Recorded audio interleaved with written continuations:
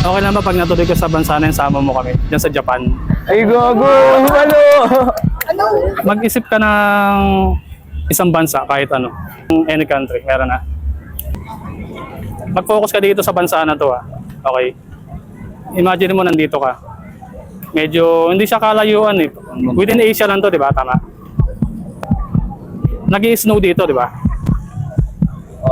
Nag-i-snow. Tapos, gusto mo yung isang lugar na yung maunlad sa technology. Yeah. Hindi sila nahuli, di ba? Tapos malinis yung bansa na to, di ba?